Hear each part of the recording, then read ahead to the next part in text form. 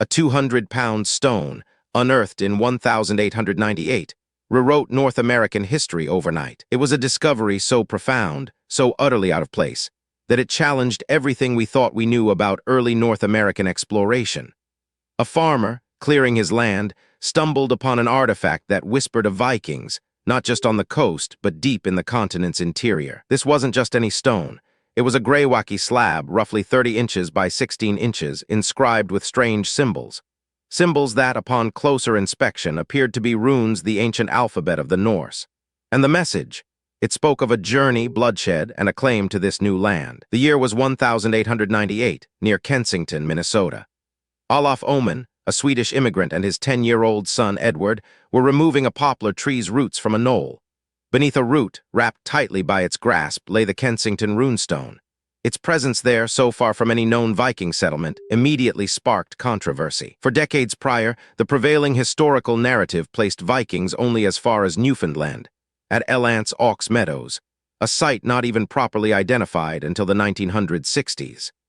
The idea of Norse explorers pushing hundreds of miles inland into what would become the American Midwest was simply unthinkable. Stone's inscription, translated, told a chilling tale.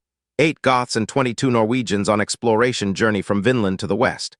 We had camped by 2 skerries 1 day's journey north from this stone. We were out fishing one day. After we came home, found 10 men red with blood and dead. AVM save us from evil. Have 10 men by the sea to look after our ships. 14 days journey from this island. Year 1362. This wasn't just a record. It was a desperate cry for help, a testament to a perilous journey and a tragic encounter. It implied a massive, previously unknown Viking expedition, complete with casualties, reaching modern-day Minnesota in the mid-14th century. The immediate reaction among scholars was a mixture of excitement and deep skepticism. How could such an important artifact remain hidden for centuries? And why was its language, a mix of Old Norse and what appeared to be later Swedish and even English influences, so peculiar? Åman, a simple farmer, became the unwitting center of a global historical debate.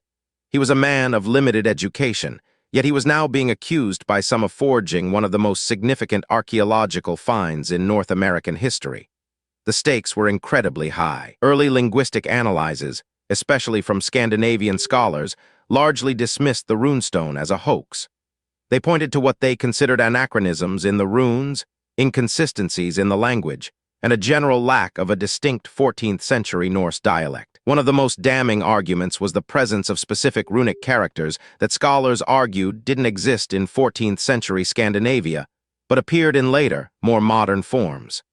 This, they claimed, was definitive proof of a contemporary forgery. However, a small but dedicated group of academics and enthusiasts refused to let the mystery die.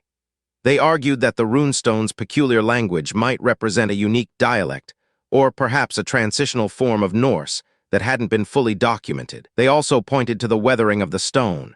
Geologists examined the runestone, noting that the inscriptions showed significant erosion, consistent with centuries of exposure, not merely a few decades.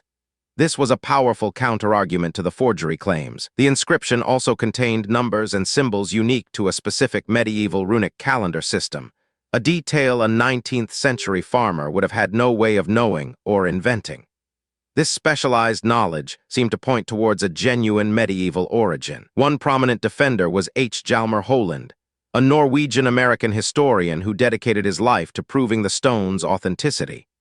He traveled extensively, interviewing descendants of the Åman family and other local residents, gathering testimonies and circumstantial evidence. Holland proposed that the expedition mentioned on the stone could have been part of a 14th-century journey from Greenland, possibly the Paul Knutsson expedition, which was tasked by the King of Norway and Sweden to find lost Norse settlements in the West. Imagine the scale of such a journey. From Greenland, through the Hudson Bay, up rivers and across lakes, dragging boats and supplies, facing unknown tribes and harsh wilderness. It would have been an epic, almost suicidal undertaking. In recent decades, new analyses have emerged, further muddying the waters. Some scholars now argue that the anachronistic runes might actually be examples of medieval Scandinavian folk runic traditions, which differed from the more formal inscriptions found on monumental stones. The idea is that a group of explorers, cut off from home, might use a more common, less formal style of writing. perhaps even incorporating local or regional variations that wouldn't be present in official records back in Scandinavia. This reinterpretation suggests that what was once seen as definitive proof of forgery could, in fact, be evidence of authenticity. The very errors become clues to a deeper, more nuanced understanding of medieval runic practice. However, the academic consensus, particularly in Scandinavia, largely remains skeptical. The burden of proof for such an extraordinary claim, they argue, has not been met. They demand more corroborating archaeological evidence, something beyond a single controversial stone. The Kensington runestone today rests in the Runestone Museum in Alexandria, Minnesota, a testament to its enduring mystery. It continues to draw visitors, scholars, and curious minds, each hoping to find their own answer to its silent question. Was it a brilliant, elaborate hoax, masterminded by a Swedish immigrant farmer with an uncanny knowledge of obscure runic forms?